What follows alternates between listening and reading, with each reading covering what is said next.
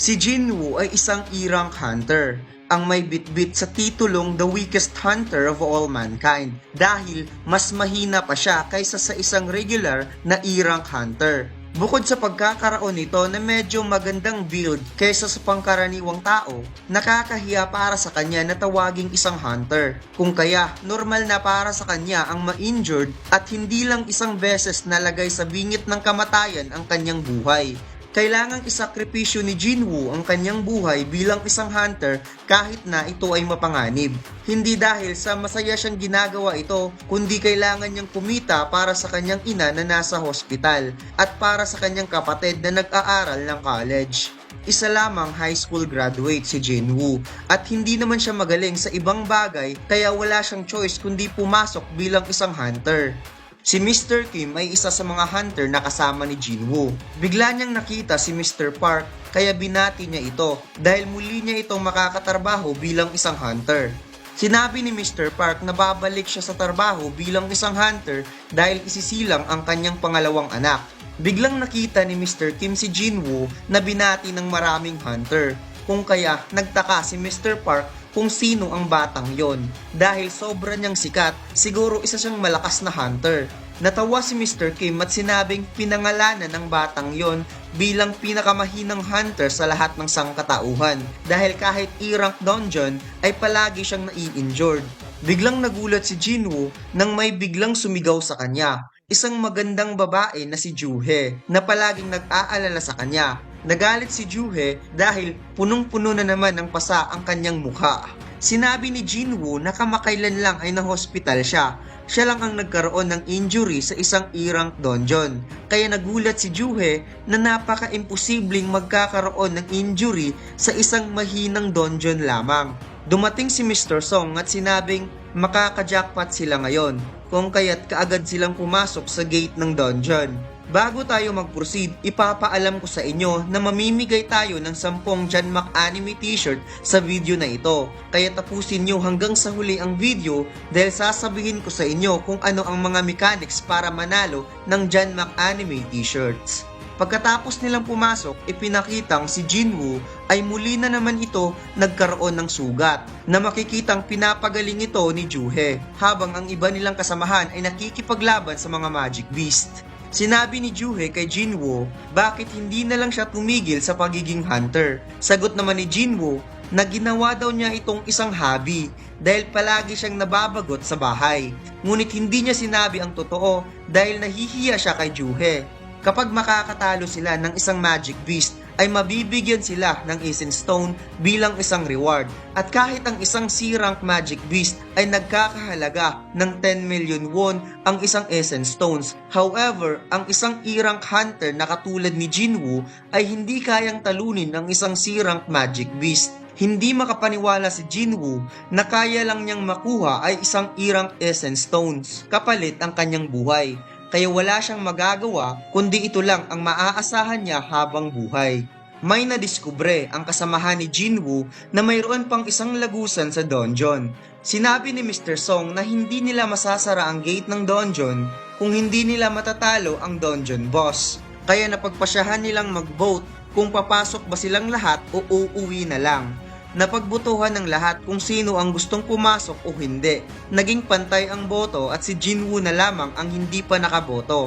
Naisip ni Jinwoo ang kanyang pamilya na kailangan niyang tustusan ang mga gastusin. Kung kaya napagpasyahan niyang sumama para talunin ang dungeon boss. Alam mo bang pwede kang manalo dito sa 1xBet, ang pinakasikat na betting company sa buong mundo? Kung mahilig kang manood ng NBA, PBA at maglaro ng games, pindutin lamang ang link sa comment section at mag-register. Gamit ang ating promo code, just type MAC para makatanggap ng 6,000 pesos of your first deposit. Pwede kang mag-cash in cash out gamit ang GCash, Pimaya at iba pa. Habang naglalakad silang lahat, humingi ng tawad si Jinwoo kay Juhe kasi dahil sa kanya ay napilitan itong sumama. Sagot naman ni Juhe na okay lang siya, subalit makikitang hindi naman talaga siya okay. Biglang umapoy sa galit si Juhe at sinabing hindi talaga siya okay. Sinabi niya na nabagok nga ba yung ulo ni Jinwoo. Kanina lang nasaksak na nga siya sa isang maliit na magic beast na tumagos sa kanyang puso pati na rin sa kanyang braso at paa. Buti na lamang ay nagawa niya itong pagalingin, subalit sumama pa rin ito para talunin ang dungeon boss. Kaya napaduko na lamang si Jinwoo at humingi ng sorry. Napaisip si Jinwoo na kung hindi dahil kay Juhe na isang B-rank healer, hindi sana siya okay ngayon. Kung kaya malaki ang kanyang utang na loob kay Juhe. Sinabi ni Juhe kung humihingi talaga ito ng paumanhin sa kanya, mas mabuti pang i-date siya minsan at ilibre siya ng pagkain. Biglang nagulat si Jinwoo sa kanyang narinig na gustong makipag-date ni Juhe sa kanya at unti-unting namumula ang kanyang pisngi. Nakarating na ang lahat sa dulo ng lagusan at mayroon itong napakalaking pintuan. Sinabi ni Mr. Song na kakaiba daw ang pintuan na ito at hindi normal ang kanyang laki. Hindi pa siya nakakita ng ganitong klaseng pintuan. Hinawakan ni Mr. Song ang pintuan at sinabing, "Gusto nyo bang umuwi na walang bitbit na kayamanan?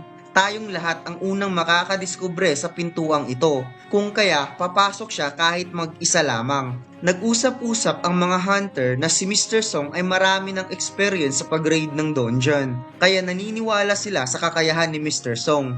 Binuksan nila ang pintuan at biglang umapoy ang lahat ng torch na nasa loob nito. Sinabi nila na hindi pa sila nakakita ng ganitong klaseng lugar, na parang matagal ng panahon na walang pumunta dito, at medyo nakakatakot tingnan ang mga naglalakihang statwa. Napamanga si Jinwoo sa kanyang nakita. Naramdaman niyang parang mayroong tumitingin sa kanila habang tinitingnan ang napakalaking statwa na nakaupo. Nagtaka ang lahat kung bakit wala silang nakita kahit isang magic beast man lang. Nakita ni Mr. Song na mayroong nakasulat na parang isang commandments doon sa isang statwa. Isa pala itong commandments of the Parthenon Temple. Unang commandments, thou shall worship God. Pangalawa, thou shall praise God.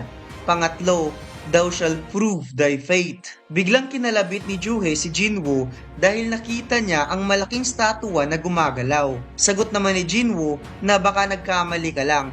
Subalit nagulat si Jinwoo nang bigla siyang nakaramdam na parang mayroong mangyayaring masama. Nabasa ni Mr. Song ang huling linya ng commandments na sinabing kapag hindi sila susunod sa mga utos ay hindi sila papatawarin. Biglang nagulat ang lahat nang biglang nagsara ang pintuan ng Parthenon Temple. Nag-aalala ang isa nilang kasamang hunter dahil sa pagsara ng pintuan at sinabing hindi na sana siya sumama pa. Nonsense lang ang lahat ng ginawa niyang pagpapasensya.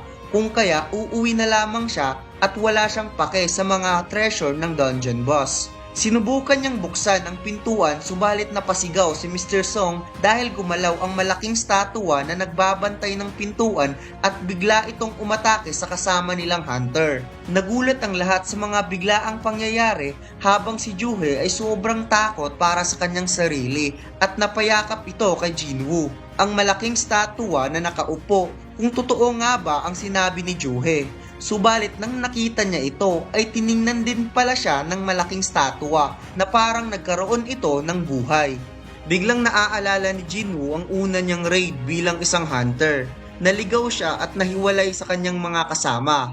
At kamakailan lang ay na-hospital siya dahil inatake siya sa likod ng isang E-rank magic beast. Minsan na rin siyang nagutom dahil na-trap siya sa isang labyrinth. Lahat ng naranasan niya ay nangyari lamang sa isang low-rank dungeon, subalit inilagay pa rin niya sa panganib ang kanyang buhay. Kapag ang isang hunter ay nakakuha ng isang essence stone, ibinebenta nila ito upang magkapera at ibibili ng isang weapon para makatalo ng mas malakas pa na monster upang kumita ng mas malaking pera. Subalit si Jinwoo, ang panglaban lang niya ay ang kanyang katawan.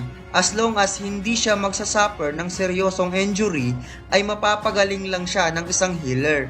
Palagi siyang napapansin sa mga kasama niyang hunter na palaging bugbog ang kanyang katawan pagkatapos ng raid. At naaawa sila sa healer na kasama ni Jinwoo dahil nadodoble ang trabaho nito dahil sa kanya. At dito nagsimula na pinangalanan siya bilang the weakest hunter of all mankind. Dahil kahit isa siyang hunter ay wala naman siyang kwenta. Pagkatapos, dito ay nagkatinginan si Jinwoo at ang pinakamalaking statwa sa gitna na makikitang umuusok ang mga mata nito. Biglang naramdaman ni Jinwoo ang masamang mangyayari kung kaya sumigaw ito sa kanyang mga kasama na dumapa kayong lahat. pagkatapos biglang nag-unleash ang malaking statua ng napakalakas na laser beam na may kasamang kuryente galing sa kanyang mga mata.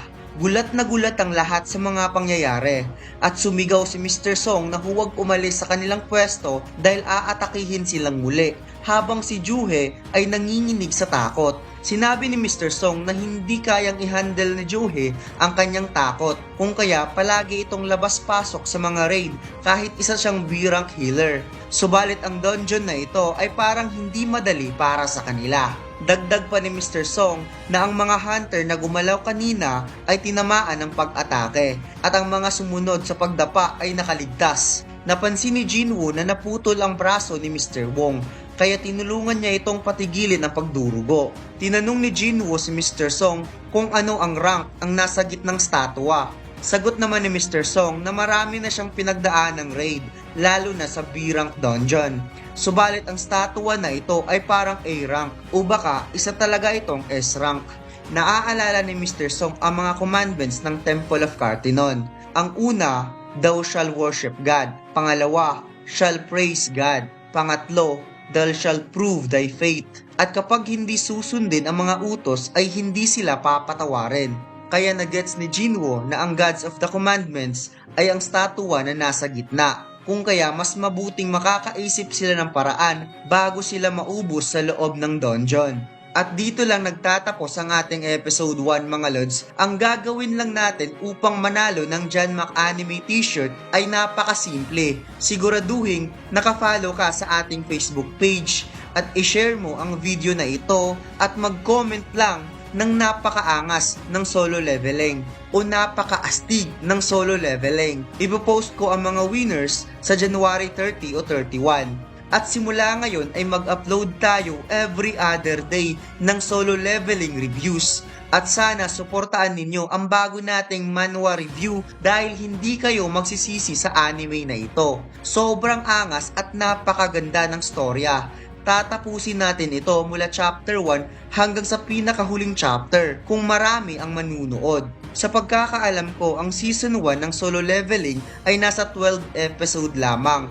Pagkatapos ng 12 episode, ipagpatuloy natin hanggang sa pinakahuli at gagawin natin quality ang ating video para mas maganda ang kalalabasan upang hindi tayo mabibitin.